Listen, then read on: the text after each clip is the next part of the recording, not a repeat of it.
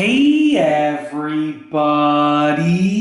I'm here today to show you and tell you how to open a SIM tray without special tools. This will be a super easy tutorial, so let's get right into the video. On your device, you might have a SIM card tray.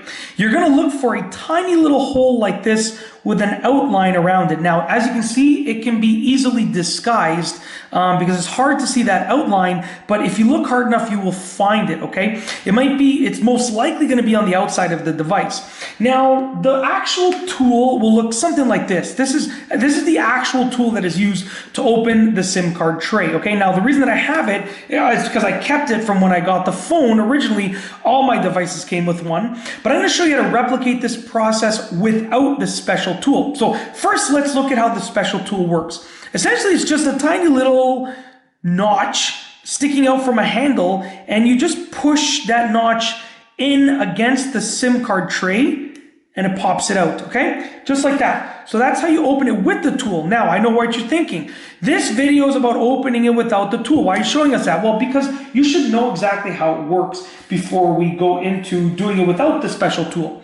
Now, you basically can use anything that is small enough to fit inside of there that you can grip rather easily. Now, what I got, and the easiest thing that I use, because they're so easy to grip, and I have basically an unlimited supply of them, is staples. So right here, as you can see, I actually just took 2 staples, okay? And that allows them to be more sturdy, more secure.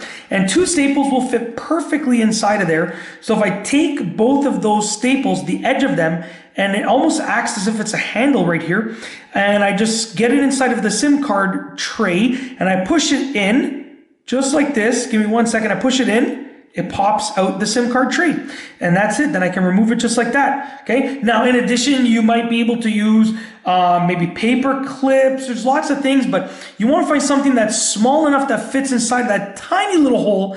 But in addition, you need to be able to hold it. So you need something that you can safely hold. So I'll just keep that in mind. That's why I chose this double staple, because it's super easy to hold and super easy to operate, and it's firm enough that it works. And I can then go and use these in my stapler after, now that I'm done. So that's it. If you like this video, please be sure to give it a thumbs up. Let me know what you think down below as a comment.